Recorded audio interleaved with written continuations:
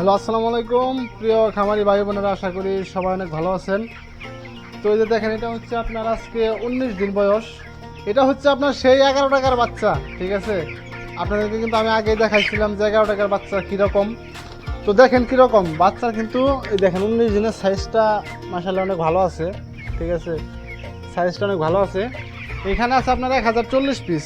এখন কিন্তু প্রচণ্ড গরম পড়তেছে। এখন মূলত আমি ফ্যানটা অফ করে দিছি, এতক্ষণ ফ্যান চালু ছিল।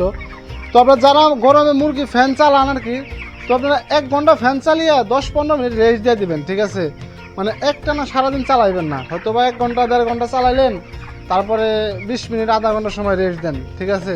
তাহলে দেখবেন খাবারটা ঠিক মতো খাবে। আপনি যদি ফ্যান সবসময় চালু করে রাখেন তাহলে কিন্তু খাবারটা খাবে না ঠিক মতো, বুঝতে পারছেন।